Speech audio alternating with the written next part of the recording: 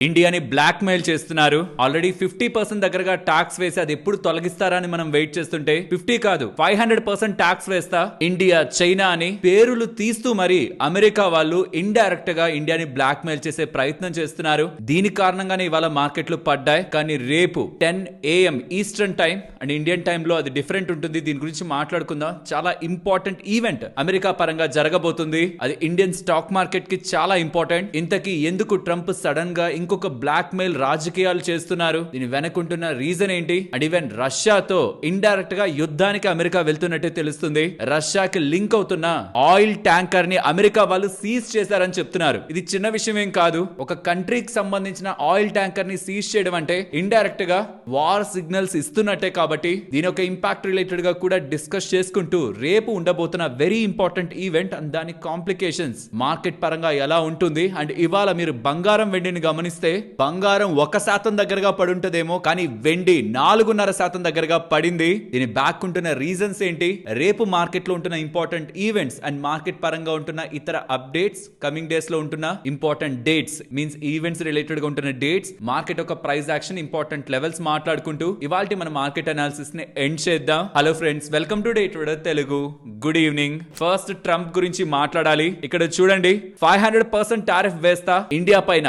Not only India, China మీద కూడా. ఎవరెవరైతే రష్యా నుంచి ఆయిల్ కొంటున్నారో వాళ్ళ అందరి మీద 500% టారిఫ్ వేస్తాం. అప్ టు 500% టారిఫ్ వేస్తాం. దీనికి ఈవెన్ ట్రంప్ కూడా సుముఖంగానే ఉన్నారు. దీన్ని ట్రంప్ కూడా యాక్సెప్ట్ చేశారని యుఎస్ కి సంబంధించిన సెనేటర్ ఓపెన్ గా స్టేట్మెంట్స్ అయితే చేశారు. దీని రిలేటెడ్ గా యుఎస్ సెనేటర్ గ్రహం చేసిన ఇంపార్టెంట్ స్టేట్మెంట్స్ ని కూడా మీకు ఇక్కడ స్క్రీన్ ముందు ఉంచుతున్నాను. 500% దగ్గరగా టారిఫ్ తీసుకువెళ్తాం. ఇండియా, చైనా, మెక్సికో వీళ్ళు రష్యా దగ్గర నుంచి కొంటున్న ఆయిల్ ని ఈ బిల్ ఆపుతుందని యుఎస్ కి సంబంధించిన very important bill, Russia sanctions bill related గా నిన్న మన మార్కెట్స్ క్లోజ్ అయిన తర్వాత నైట్ ఈ అప్డేట్ వస్తూ ఉండడమే ఇవాళ మార్కెట్స్ రిలేటెడ్ గా ప్రెషర్ కి మెయిన్ రీజన్. బట్ లాజిక్స్ మాట్లాడుకుందాం.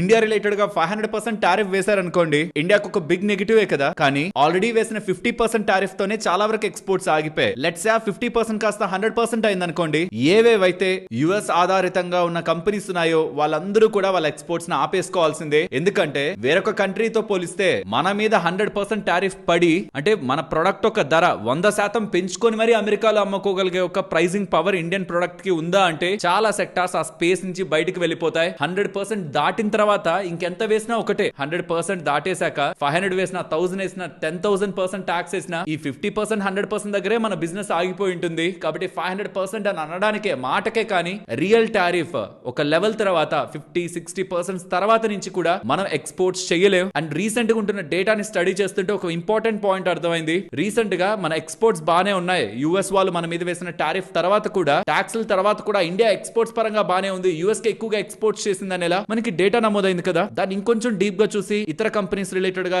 ఏ కంపెనీస్ ఇండియా నుంచి ఏ కంట్రీస్ కి ఎక్స్పోర్ట్ చేశాయని డేటా చూస్తున్నప్పుడు ఆ ఎక్స్పోర్ట్స్ ఒక డేటా బెటర్ గా రావడానికి మెయిన్ రీజన్ ఇండియాలో ఉంటున్న యాపిల్ కంపెనీ ఉంది కదా, ఇక్కడ మ్యానుఫ్యాక్చరింగ్ చేస్తుంది కదా, అది ఇతర దేశాలకు చేస్తున్న ఎక్స్పోర్ట్స్, యాపిల్ ప్రొడక్ట్స్ యొక్క ఎక్స్పోర్ట్స్ పెరగడం కారణంగానే మన ఎక్స్పోర్ట్స్ లో మనకి పెరుగుదల స్ట్రాంగ్ గా కనిపించింది. నాట్ బికాస్ ఇతర సెక్టార్స్ అన్ని మంచిగా ఎక్స్పోర్ట్ చేశాయని. సో యాపిల్ కంపెనీ ఎక్స్పోర్ట్స్ ని పెంచుకుంది అనుకోండి, ఆ డబ్బులు ఎక్కడికి వెళ్తుంది? ఇండియాకి వెళ్తుందా? అల్టిమేట్ గా అమెరికాకే వెళ్తుంది. సో టెక్నికలీ యాపిల్ అండ్ ఇతర గ్లోబల్ కంపెనీస్ ఇండియాలో మ్యానుఫ్యాక్చరింగ్ చేసి ఇతర దేశాలకు ఎక్స్పోర్ట్ చేస్తుంటే అది ఇండియాకే మంచిది కాదు. అది కాదు రియల్ ఎసెన్స్ ఆఫ్ ఎక్స్పోర్ట్స్ మన ఇండియా పరంగా. కాబట్టి అది కూడా మనం మైండ్ లో పెట్టుకోవాలి. And coming to 500% tariff, logic లేదు. 50% దగ్గరే చాలా కంపెనీస్ ఆగిపోయాయి. ఇప్పుడు 500% అంటే ఎస్, కంపెనీస్ భయపడతాయి. వాళ్ళు చూడండి, textile stocks example Gokul Das exports more than 10% దగ్గరగా పడింది. ఇక్కడ నుంచి కొన్ని నెలల క్రితం అది 1200 దగ్గరగా ఉంది, ఇప్పుడు 600 దగ్గరికి వచ్చేసింది. ఇలా టారిఫ్లు వేస్తాం అనే భయపెడితే ఏం జరుగుతుంది నెక్స్ట్? అసలు ట్రంప్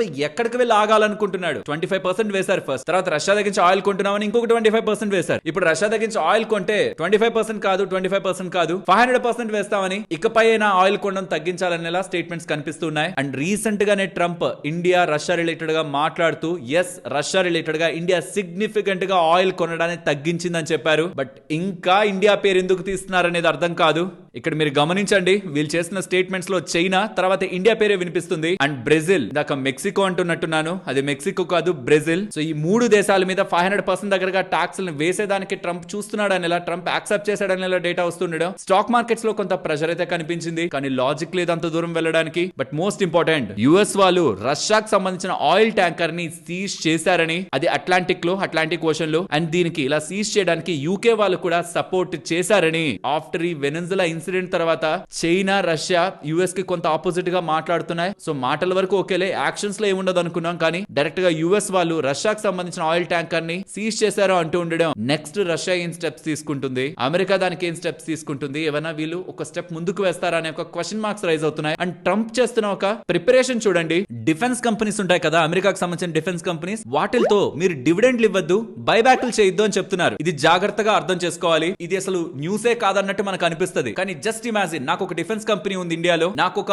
100 కోట్ల లాభం వచ్చింది అనుకుందాం. ఆ 100 కోట్ల లాభాన్ని నేను డివిడెండ్ ఇవ్వకూడదు, అంటే షేర్ హోల్డర్స్ కి పంచొద్దు, బైబ్యాక్లు చేయొద్దు, షేర్లని కొనేసి ఈక్విటీని తగ్గించేసి రిటర్న్ రేషియోస్ ని పెంచుకొని వెల్త్ ని క్రియేట్ చేసుకునే ప్రాసెస్ లో బైబ్యాక్లు చేయొద్దు, ఈక్విటీని తగ్గించుకునే ప్రయత్నం చేయొద్దు. మరి ఆ డబ్బులు నేనేం చేయాలి, ఆ 100 కోట్ల లాభాన్ని నేనేం చేయాలి, డిఫెన్స్ మీదే ఖర్చు పెట్టాలి. సో వీళ్ళ ప్లాన్ డిఫెన్స్ కంపెనీస్ కి వస్తున్న లాభాలని పనిచేసుకుంటున్నారేమో కాదు, టెక్నాలజీ మీద స్పెండ్ చేయండి, ఎక్స్పాండ్ చేయండి, మనకి డిఫెన్స్ ఒక రిక్వైర్మెంట్ ఎక్కువ ఉందనేలా ఇండైరెక్ట్ గా ట్రంప్ చెప్పే ప్రయత్నం చేస్తున్నారు. సో కమింగ్ టైమ్స్ లో డిఫెన్స్ రిలేటెడ్ గా మనకి నీడ్ అనేది చాలా స్ట్రాంగ్ గా ఉందని తను హింటించే ప్రయత్నం చేస్తున్నారు. So defence in coming times నాకు తెలిసి ఒక కీ రోల్ అయితే ప్లే చేసేలా ఉంది గ్లోబల్ గా. జస్ట్ ఇది ఒక్కటే అబ్జర్వ్ చేయండి, యుఎస్ఏ ఇలాంటి స్టాండ్ ని తీసుకోవాలని ప్రయత్నిస్తుంది డిఫెన్స్ స్పేస్ లో, అంటే మరి ఇతర కంట్రీస్ కూడా తీసుకుంటాయి, యూరోపియన్ కంట్రీస్ కూడా డిఫెన్స్ రిలేటెడ్ గా స్పెండింగ్ ని పెంచుతున్నాయి. ఇండియాలో కూడా అలాంటి స్టాండే రీసెంట్ టైమ్స్ లో రిపీటెడ్ గా గవర్నమెంట్ ఆఫ్ ఇండియా నుంచి కనిపిస్తూ ఉంది. సో ఎవరైనా వర్క్ చేయాలనుకుంటుంటే apart from banking space, defence అనేది అది ఏ గవర్నమెంట్ వచ్చినా ఖచ్చితంగా అక్కడ స్పెండ్ చేయాల్సిందే. ప్రెసెంట్ ఎన్విరాన్మెంట్ అలా ఉందనేలా ప్రెసెంట్ ఉన్న ఈ అన్సర్టనిటీని అయితే హైలైట్ చేస్తూ ఉంది. అండ్ రియాక్షన్ చూడండి, ట్రంప్ చెప్తున్న ఈ మాటలతో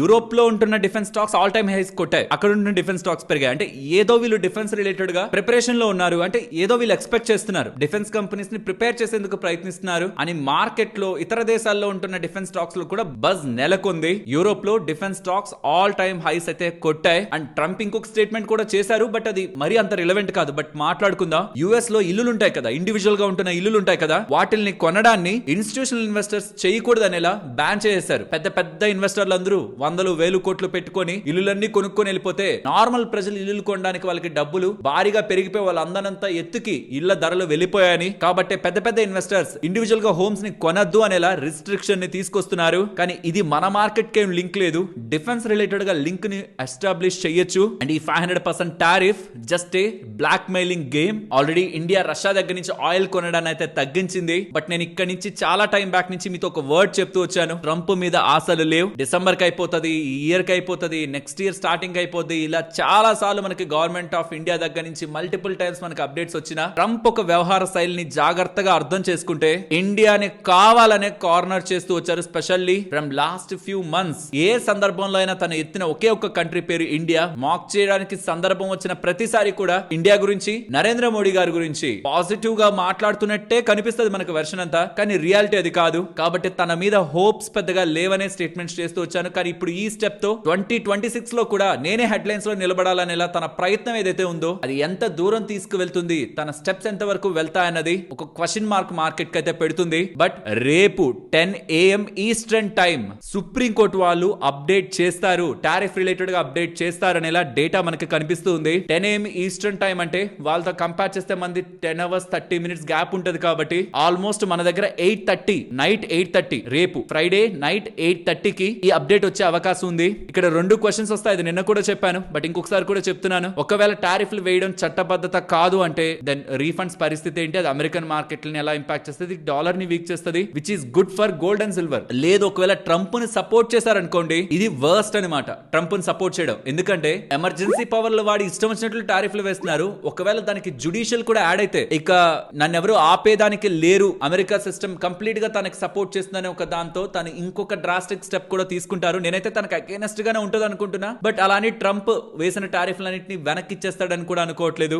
లీగల్ గా, కాన్స్టిట్యూషనల్ గా వాళ్ళ రిలేటెడ్ గా ఇంకొక రూల్ ని తీసుకురావడానికి కూడా ప్రయత్నిస్తారు. నాకు ఎందుకో రష్యా రిలేటెడ్ గా తీసుకొస్తున్న ఈ శాంక్షన్ బిల్ కూడా సుప్రీం కోర్టు వాళ్ళు వీళ్ళకి అగేనెస్ట్ గా వెళ్తారనే నమ్మకంతోనే రష్యా శాంక్షన్ బిల్ ని తీసుకొచ్చారు. తీసుకొచ్చి కొన్ని కంట్రీస్ ని టార్గెట్ చేద్దాం అనే ప్రయత్నం చేస్తున్నారేమో అనిపిస్తుంది. అందులో ఇండియాని వదలలేదు. మూడే మాట్లాడారు. India, China, Brazil. Second place లో ఇండియా ఉంది. సో రేపు అమెరికా టైంలో 10 AM, ఇండియా టైంలో 8:30 PM very important data America పరంగా అప్డేట్ అవుతుంది అనేది గుర్తుంచుకోవాలి. అండ్ బంగారం, వెండి ఇవాళ కొంచెం బానే పడ్డాయి. ఆల్మోస్ట్ ఒక 13,000 దగ్గరగా కేజీకి వెండి ధర పడితే బంగారం 1340 ప్రతి 10 గ్రాములకి 24 క్యారెట్లకి పడిందా? దీనికి రీజన్స్ నిన్నటి వీడియోలోనే ఎక్స్ప్లెయిన్ చేశాను. ఇవాల్టి నుంచి Bloomberg commodity exchange commodity index లో వెయిటేజ్ రీబ్యాలెన్సింగ్ అనేది జరుగుతుంది. దానికి కారణంగా ప్రెసెంట్ ఉంటున్న వెయిటేజ్ ని తగ్గించి గోల్డ్ రిలేటెడ్ గా 15% వెయిటేజ్, సిల్వర్ రిలేటెడ్ గా సుమారుగా 4% వెయిటేజ్ కి తీసుకురావడానికి బ్లూంబర్గ్ కమోడిటీ ఇండెక్స్ వాళ్ళు ప్రయత్నిస్తూ ఉండడం. దీని కారణంగా గోల్డ్ అండ్ సిల్వర్ పరంగా హెవీ సెల్లింగ్ ఇవాల్టి నుంచి జనవరి 15th వరకు ఉంటుందని నిన్నటి వీడియోలో మనం మాట్లాడుకున్నాం. అదే ప్రెసెంట్ మనకి గోల్డ్ అండ్ సిల్వర్ రిలేటెడ్ గా ఈ మైనర్ ఫాల్ కి రీజన్ అనేది గుర్తుంచుకోవాలి. ఇప్పుడు రియల్ గేమ్ స్టార్ట్ అవుతుంది. టారిఫ్లని పెంచేస్తారేమో అని FIL కి భయాలు పెరిగి మళ్ళీ ఏమైనా వాళ్ళ అమ్మకాలను పెంచుతారా? నిన్నే కొంత పెంచారు. న్యూట్రల్ టు ఉంటున్న వాళ్ళు కాస్త 1500 కోట్లు సెల్ చేశారు. ఇవాళ ఎలా ఉంటుంది? 2,500 3,000 కోట్లకి మళ్ళీ వెళ్ళిపోతారా? అలా వెళ్ళిపోతే ఫర్దర్ గా రూపీ ఇంకా వీక్ అవుతూ వెళ్తుంది. ఆ రూపీ వీక్ అవుతుంది. మళ్ళీ ఎందుకు మన డాలర్స్ ని రూపీస్ లోకి మార్చి ఇండియాలో ఇన్వెస్ట్ చేయాలని వచ్చే వాళ్ళు రారు. ఆల్రెడీ పెట్టిన వాళ్ళు కూడా మళ్ళీ ఇండియన్ రూపీస్ ని డాలర్స్ లోకి మార్చే ప్రయత్నంలో అది కూడా ఫర్దర్ గా రూపీని వీక్ చేస్తుంది. కాబట్టి ట్రంప్ క్రియేట్ చేస్తున్న ఈ అన్సర్టనిటీ FIS ని ట్రిగ్గర్ చేసిందా లేదా అని తెలుసుకోవడం చాలా ఇంపార్టెంట్. బికాస్ అది ఒక క్యాస్కేడింగ్ ఎఫెక్ట్ ని ఫార్మ్ చేస్తుంది. పానిక్ తో FIS ఒక సెల్లింగ్ పెరిగి అది రూపీని వీక్ చేసి రూపీ వీక్ అవుతుంది కదా అని ఫ్రెష్ గా వచ్చే డబ్బులు రాకపోవడం, ఆ ఉన్న డబ్బులు ఫర్దర్ గా వెళ్లే ప్రయత్నంలో కూడా మళ్ళీ రూపీ వీక్ అవడం, ఇదంతా ఒక సైకిల్ లో జరుగుతుంది. కాబట్టి ఎప్పుడు కూడా ఆ కంట్రీ ఒక కరెన్సీ స్టెబిలైజ్డ్ గా ఉండడం స్పెషల్లీ FIS ఒక పెట్టుబడులకి ఇంపార్టెంట్ గా చూస్తూ ఉంటారు. FIS ఒక షార్ట్స్ ప్రెసెంట్ మార్కెట్ లో 90% ఉన్నాయి. అండ్ ఇది కాక లాస్ట్ డే మనకి యుఎస్ కి సంబంధించిన జాబ్స్ డేటా అప్డేట్ అయింది. వీక్ గానే ఉంది. ఫెడ్ వాళ్ళు వడ్డీ రేట్లు కట్ చేయాలి. జనవరి 28th ఆ డేటా మనకి అప్డేట్ అవ్వాలి. ఎందుకంటే జాబ్స్ డేటా వీక్ గా ఉంది. ఇన్ఫ్లేషన్ కూల్ ఆఫ్ అవుతుంది. Thereby rate cut expectations పెట్టుకోవచ్చు. కానీ అదేం కన్ఫర్మ్ కాదు. మార్కెట్ ఇంకా స్టిల్ క్వశ్చన్ మార్క్ మోడ్ లోనే ఉంది. ఎందుకంటే లాస్ట్ టైం మీటింగ్ లో కట్ చేయాలని కొంతమంది, కట్ చేయొద్దని కొంతమంది. ఫెడ్ రిలేటెడ్ గా క్లారిటీ లేదు. వెరస్ RBI వాళ్ళు మాత్రం క్లియర్ గా మనం వడ్డీ రేట్లు కట్ చేసుకుందాం అని స్టేట్మెంట్స్ చేస్తున్నారు. అండ్ నిన్న ఇండియాకి సంబంధించిన GDP డేటా వచ్చింది. 7.4% వచ్చింది. డిసెంబర్ లో RBI వాళ్ళు చెప్పింది 7.3 వస్తుంది అనుకుంటున్నాం నెక్స్ట్ టైం అని. కానీ దాన్ని కూడా బీట్ చేస్తూ 7.4% దగ్గరగా GDP డేటా అప్డేట్ అయింది. లాస్ట్ టైం సేమ్ పాయింట్ లో మనకు వచ్చింది 6.5% దగ్గరగా GDP డేటా. కానీ ఇలా మనకి GDP డేటా ఇలా రావడానికి main reason inflation, lower inflation ఒప్పుకుంటాను. బట్ యూజువల్లీ మెట్రిక్స్ కూడా అలానే ఉంటాయి కదా, క్యాలిక్యులేషన్స్ దాని బేస్డ్ గానే తీసుకుంటుంటారు. కాబట్టి వస్తున్న డేటా అయితే బ్యాడ్ కాదు. బట్ అది లోయర్ ఇన్ఫ్లేషన్ కారణంగా వస్తున్న డేటా కాబట్టి అది మరీ మనం అంత సాలిడ్ గా చూడడానికి కూడా లేదు. ఎక్స్పోర్ట్స్ ఇంపాక్ట్ అయ్యాయి. యాపిల్ ఎక్స్పోర్ట్స్ పెరగడం కారణంగా ఎక్స్పోర్ట్స్ బెటర్ గా వస్తున్నట్టు మనకు అప్డేట్ కనిపిస్తూ ఉంటుంది. అండ్ స్లోగా ట్రంప్ ఈ వెనిజులాకు సంబంధించిన ఆయిల్ మీద చేతులు పెట్టే ప్రయత్నం చేస్తున్నారు. 30 to 50 మిలియన్ బ్యారెల్స్ దగ్గరగా అమెరికాకి వెళ్తాయని, వాషింగ్టన్ కి వెళ్తాయని ఎలా స్టేట్మెంట్స్ వాళ్ళ దగ్గర నుంచి కనిపిస్తున్నాయి. వెనిజులా మంచిగానే కోఆపరేట్ చేస్తుందని, అమెరికా వాళ్ళు వాళ్ళ దగ్గర ఉంటున్న ఆయిల్ ని కొన్ని సంవత్సరాల పాటు కంట్రోల్ చేస్తారని కూడా స్వయాన ట్రంపే చెప్తున్నారు. సో కమింగ్ టైమ్స్ లో ట్రంప్ ఒక స్టాండ్ ఎలా ఉంటుంది దీన్ని ట్రాక్ చేసుకోవాల్సి ఉంటుంది. మార్కెట్ కూడా దాని మీదే ఫోకస్ పెడుతుంది. 500% దగ్గరగా టాక్స్ వేసేస్తా అనే స్టేట్మెంట్స్ వచ్చాయి కాబట్టి మార్కెట్ కొంత సఫర్ అవుతుంది. క్లారిటీ వచ్చే వరకు. క్లారిటీ వచ్చాక రియాక్షన్ కూడా మీరు గతంలో చాలా సార్లు చూసే ఉంటారు. FIS ఫర్దర్ సెల్లింగ్ ఎలా చేస్తున్నారు, ఇది రూపీని ఇంపాక్ట్ చేస్తుంది. కాబట్టి వాళ్ళెంత వరకు భయపడుతున్నారు అనేది కూడా మనం ట్రాక్ చేయాలి. ఎక్స్పోర్ట్ రిలేటెడ్ ఉన్న సెన్సిటివ్ స్టాక్స్ రియాక్ట్ అవుతాయి. ఇవాళ టెక్స్టైల్ స్టాక్స్ లో కూడా ఇదేమో 10% దగ్గరగా పడ్డాయి. అండ్ రేపు సుప్రీంకోర్టు రిలేటెడ్ గా వచ్చే డెసిషన్ కూడా ఇంకాస్త క్లారిటీని మనకి ఫర్దర్ గా ట్రంప్ ఎలాంటి స్టెప్స్ తీసుకుంటారన్న దానిపై క్రియేట్ చేస్తుంది. అండ్ మార్కెట్ విషయానికి వస్తే నిఫ్టీ పరంగా 20-day మూవింగ్ యావరేజ్ బ్రేక్ అయిపోయింది 26,040. కానీ బ్యాంక్ నిఫ్టీ పరంగా ఇంకా బ్రేక్ అవ్వలేదు. ప్రెసెంట్ 59,600 దగ్గరగా బ్యాంక్ నిఫ్టీ ఉంది. Whereas 20-day moving average bank నిఫ్టీది 59,373 దగ్గర ఉంది. స్టిల్ బ్యాంక్ నిఫ్టీలో స్టెబిలిటీ కనిపిస్తున్నట్టే. 20-day మూవింగ్ యావరేజ్ బ్రేక్ అవ్వలేదు. కానీ నిఫ్టీ పరంగా ఐటీ, మెటల్, ఫార్మా ఇవన్నీ కూడా ఇవాళ స్ట్రాంగ్ గానే ఫాలో అయ్యేసరికి నిఫ్టీలో స్ట్రాంగ్ వీక్నెస్ ఇవాళ మనకు కనిపించింది. Even small caps, mid caps related గా కూడా స్ట్రాంగ్ సెల్లింగ్ ఇవాళ కనిపించింది. కాబట్టి పోర్ట్ఫోలియోస్ లో ఇవాళ మనకి లాసెస్ కొంత ఎక్కువ మార్జిన్ లోనే, రీసెంట్ టైమ్స్ వచ్చిన లాభాల కంటే ఇవాళ వచ్చిన లాస్ కొంత పెద్ద మొత్తంలోనే కనిపించుంటుంది. దానికి కారణం నెక్స్ట్ ఏం జరుగుతుంది మార్కెట్ లో అని మార్కెట్ కుంటున్న ఫియర్ ఆర్ క్వశ్చన్ మార్క్స్. అది నెక్స్ట్ ఫ్యూ డేస్ లో మనకి క్లారిటీ వస్తుంది. ఫైనలీ ట్రంప్ తన గేమ్ ని 2026 లో కూడా అనదర్ వర్షన్ తో ఆడడం అయితే స్టార్ట్ చేశారు. దానికి అమెరికాకు సంబంధించిన సుప్రీంకోర్టు ఎలాంటి జవాబు ఇస్తుందో మనకి రేపు క్లారిటీ ఉంటుంది. ఫ్రెండ్స్, ఇలా మార్కెట్ లో ఉంటున్న మొత్తం డేటాని సింప్లిఫై చేస్తూ ఇలా వీడియో మీ ముందుకు తీసుకురావడానికి మేము ఎఫర్ట్స్ పెడుతున్నామని మీకు అనిపిస్తే మన వీడియోని తప్పకుండా లైక్ చేయండి. ఫ్రెండ్స్, ఇవాళ మీరు గమనించారా? BHEL స్టాక్ 10% పడింది, ట్రాన్స్ఫార్మర్స్ అండ్ రెక్టిఫైర్స్ 9% పడింది, హిటాచి 6%, ABB 6%, ఇలా చాలా స్టాక్స్ చాలా పెద్ద మొత్తంలోనే పడ్డాయి. కారణం ఇక్కడ మీకు స్క్రీన్ ముందు పెడుతున్నాను.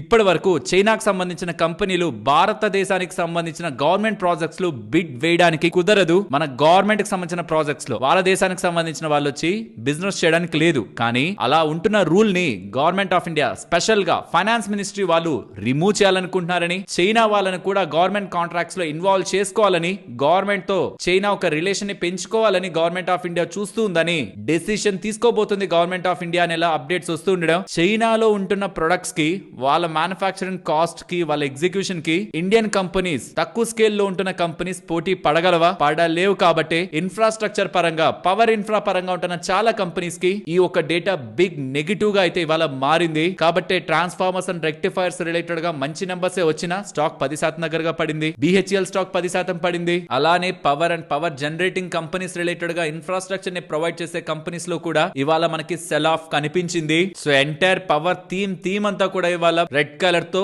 మార్కెట్ లో రిఫ్లెక్ట్ అయింది. ఇండియా చైనా బార్డర్ క్లాష్ తర్వాత 2020 తర్వాత ఈ రిస్ట్రిక్షన్స్ అయితే వచ్చాయి. బట్ ఇప్పుడు చైనా రిలేటెడ్ గా ఇండియా రిలేషన్స్ ని పెంచుకోవాలనే ప్రయత్నంలో ఈ స్టెప్ తీసుకుంటుందని ఎలా వస్తున్న అప్డేట్స్ తోనే ఇండియన్ కంపెనీస్ ఎక్కడ బిజినెస్ ని కోల్పోతాయనే ఒక భయాలతో ఇవాళ మనకి స్ట్రాంగ్ గా నెగిటివ్ గా రియాక్ట్ అయ్యాయి. ఇవాళ మొత్తం మార్కెట్ పడిపోతూ ఉంటే బాలాజీ అమైన్స్ మాత్రం ఎక్కువగా పెరిగిందా? దీనికి కారణం వీళ్ళకి లభించిన ఇన్సెంటివ్స్. ఆల్మోస్ట్ 258 కోట్లకు సంబంధించిన ఇన్సెంటివ్ వాళ్ళ యూనిట్ 4 ఎక్స్పాన్షన్ రిలేటెడ్ గా, మహారాష్ట్ర రిలేటెడ్ గా లభించడం స్టాక్ ఇవాళ పెరగడానికి ప్రధానమైన కారణం. సో మహారాష్ట్రలో వీళ్ళు బిజినెస్ చేస్తున్నందుకు గాను వీళ్ళకి మహారాష్ట్ర గవర్నమెంట్ ఇన్సెంటివ్స్ ని ఇచ్చింది. దానికి వీళ్ళు ఎలిజిబుల్ అయ్యారని సుమారుగా 250 కోట్లకు సంబంధించిన ఇన్సెంటివ్స్ ని వీళ్ళు గెలుచుకోబోతున్నారనేలా గవర్నమెంట్ దగ్గర నుంచి ఆ డబ్బులు వీళ్ళకి వస్తుందనేలా అప్డేట్స్ వస్తుండడమే డైరెక్ట్ గా వీళ్ళ ప్రాఫిట్స్ కు వచ్చి యాడ్ అయ్యేదే కదా ఇన్సెంటివ్స్. దీంతోనే స్టాక్ ఇవాళ రియాక్ట్ అయింది. ఈవెన్ పానేషియా బయోటెక్ వాళ్ళు కూడా dengue vaccine for the first time, dengue కూడా వ్యాక్సిన్ వీళ్ళు తీసుకురావాలనే ప్రయత్నంలో phase 3 క్లినికల్ ట్రయల్స్ కి వీళ్ళు ఎన్రోల్ అయ్యారు. ఇండియాకి సంబంధించిన ఈ వ్యాక్సిన్ ని, డెంగ్యూకి సంబంధించిన వ్యాక్సిన్ ని phase 3 క్లినికల్ ట్రయల్స్ కి వీళ్ళు తీసుకువెళ్తున్నారనేలా అప్డేట్ చేస్తూ ఉండడం. దానికి ముందున్న ట్రయల్స్ ఏమయ్యాయి? phase 1 అండ్ phase 2 ఈ రెండు ట్రయల్స్ కూడా మోర్ దాన్ 94% దగ్గరగా పాజిటివ్ రిజల్ట్స్ చూపిస్తుండేసరికి ఇది కమింగ్ టైమ్స్ లో ఈ వ్యాక్సిన్ బయటకు వస్తే దీనికి మంచి బిజినెస్ ఉంటుంది. కాబట్టి ఒక్కొక్క స్టేజ్ లో ఈ వ్యాక్సిన్ క్లియర్ చేసుకుంటే పానేషియా బయోటెక్ వాళ్ళు డెంగ్యూ వ్యాక్సిన్ కి ముందుకు వెళ్తూ ఉండడమే స్టాక్ పెరగడానికి కారణం. ఫ్రెండ్స్, ఇప్పుడు షేర్ చేసిన డేటా మీకు వాల్యుబుల్ గానే అనిపించిందా? అనిపిస్తే మన వీడియోని ఒక లైక్ చేస్తూ పెడుతున్న ఎఫర్ట్స్ ని ఎంకరేజ్ చేయండి. LKP ఫైనాన్స్ ఒక ఇంట్రెస్టింగ్ డీల్ ని కుదుర్చుకుంది. క్రెడిట్ కార్డ్ వాడుతున్న వాళ్ళకి ప్లాట్ఫామ్ గుర్తుంటుంది, GYFTR అని. క్రెడిట్ కార్డ్ రిలేటెడ్ గా వీడియోస్ చేస్తున్నప్పుడు, రివార్డ్స్ రిలేటెడ్ గా చెప్తున్నప్పుడు కూడా ఈ ప్లాట్ఫామ్ గురించి మీకు చూపించుంటాను. ఈ ప్లాట్ఫామ్ ని LKP ఫైనాన్స్ వాళ్ళు అక్వైర్ చేస్తున్నట్టు. ఇది actually listed financial services company. వీళ్ళు ఇప్పుడు ఈ వౌచర్స్ ని సెల్ చేసి ఈ ప్లాట్ఫామ్ ని అక్వైర్ చేసి సిగ్నిఫికెంట్ గా వీళ్ళ బిజినెస్ స్ట్రాటజీని షిఫ్ట్ చేస్తున్నట్లు కనిపిస్తుంది. ఎందుకంటే వీళ్ళ NBFC లైసెన్స్ ని సరెండర్ చేస్తున్నారు. ఇప్పటి వరకు వీళ్ళు ఒక ట్రెడిషనల్ NBFC కంపెనీ. దీని నుంచి ఇప్పుడు వీళ్ళు ప్లాట్ఫామ్ ఫోకస్డ్ ఫిన్టెక్ అప్రోచ్ తో payments and digital rewards related గా బిజినెస్ ని చేయాలని LKP ఫైనాన్స్ వాళ్ళు ప్రయత్నిస్తుండడం స్టాక్ ఇవాళ పెరిగింది. ఇది యాక్చువల్లీ ఇంట్రెస్టింగ్ బిజినెస్. బట్ దీన్ని ఎలా వీళ్ళు డ్రైవ్ చేస్తారు, స్కేల్ చేస్తారు అన్నది ఇంట్రెస్టింగ్ గా చూడాలి. నెక్స్ట్ సుందరం క్లేటన్ వాళ్ళు ఉన్నారా? వాళ్ళు వాళ్ళ అండర్ లో ఉంటున్న 16.38 ఎకర్స్ ఆఫ్ ల్యాండ్ ని అరిహాంత్ ఫౌండేషన్స్ వాళ్ళకి వియా కెనోపీ లివింగ్ LLP ద్వారా సెల్ చేశారని, దాని ద్వారా 561 కోట్ల దగ్గరగా డబ్బుల్ని పొందుతున్నారనేరా సుందరం క్లేటన్ వాళ్ళు అయితే చెప్పారు. IDFC ఫస్ట్ బ్యాంక్ వాళ్ళు వాళ్ళ రిలేటెడ్ గా ఉన్న డిపాజిటర్స్ కి బ్యాడ్ న్యూస్ అయితే చెప్తున్నారు. సేవింగ్స్ రిలేటెడ్ గా ఇంట్రెస్ట్ రేట్ ని 5% కి కట్ చేశారు. 7% నుంచి 5 లక్షల నుంచి 10 లక్షల మధ్యలో ఉంటున్న దానికి, వెరాస్ 10 లక్షలు పైగా వేస్తున్న డిపాజిట్స్ కి అండ్ అప్ టు 5 crores కి ఇప్పటి వరకు 7% దగ్గరగా ఉండేది, దాన్ని 6.5 కట్ చేశారు. అబోవ్ 5 crore కి అండ్ అప్ టు 10 crore కి ఇప్పటి వరకు 6.75% ఉండేది, దాన్ని 6.5 కి తీసుకొచ్చారు. ఓవరాల్ సేవింగ్స్ రిలేటెడ్ గా ఇంట్రెస్ట్ రేట్లు అయితే తగ్గాయి. ఇది డిపాజిటర్స్ కి బ్యాడ్ న్యూస్, బట్ బ్యాంకు కి పాజిటివ్ న్యూస్. ఎందుకంటే ఆల్మోస్ట్ 25 to 200 బేసిస్ పాయింట్స్ దగ్గరగా కాస్ట్ వీళ్ళకి తగ్గుతున్నట్టు, కాబట్టి ఆటోమేటిక్ గా వీళ్ళ మార్జిన్స్ అండ్ ప్రాఫిటబిలిటీ ఇంప్రూవ్ అవుతుంది. It's good news for IDFC first bank, but bad news for depositors. Friends, ఇవాళ గోకుల్ దాస్ ఎక్స్పోర్ట్స్ 10% దగ్గరగా పడిందా? ఈవెన్ గోకుల్ దాస్ ఎక్స్పోర్ట్స్ అనే కాదు, ఏ కంపెనీస్ అయితే US రిలేటెడ్ గా ఎక్కువగా ఎక్స్పోర్ట్స్ ని కలిగి ఉంటున్నాయో, ఏ కంపెనీస్ అయితే ఇండియా US రిలేటెడ్ గా ట్రేడ్ డీల్ జరిగితే లాభం పొందుతాయో, వాటికి ఇండియా US రిలేటెడ్ గా ట్రేడ్ డీల్ జరగకపోతున్నా ఆర్ ఇండియా పరంగా ఇంకా టాక్స్ ని వేస్తారన్నా అలాంటి డిసడ్వాంటేజ్ ఉంటుంది. ICICI డైరెక్ట్ వాళ్ళు ఇలా సిమిలర్ గా ఏ స్టాక్స్ కి ఎలాంటి ఇంపాక్ట్ ఉంటుంది, ఎంత వెయిట్ వెయిటేజ్ తో ఉంటుందని, ఇక్కడ నుంచి కొంత టైం బ్యాక్ ట్రేడ్ డీల్ పరంగా బెనిఫిషరీస్ ఎవరని ఒక లిస్ట్ అయితే ఇచ్చారు. అది మీకు స్క్రీన్ ముందు పెడుతున్నాను. బట్ దీంట్లో పోకర్నా కూడా వస్తుంది, గర్వారే వస్తుంది, వెల్స్పన్ లివింగ్, గోల్డియామ్, యూనిమెక్, ఎస్పీ ఆపరల్స్, కైటెక్స్ ఇవన్నీ కూడా ఇంక్లూడ్ అవుతాయి. ఇవన్నీ యూఎస్ కి ఇండియాకి ట్రేడ్ డీల్ జరగకపోతే ఇంపాక్ట్ అయ్యే కంపెనీస్, జరిగితే లాభపడే కంపెనీస్. కాబట్టి ఇవాళ కొన్ని స్టాక్స్ లో మనం ఫాల్ ని చూసాం, ఇంక్లూడింగ్ గోకుల్ దాస్ ఎక్స్పోర్ట్స్ 10% దగ్గరగా పడింది.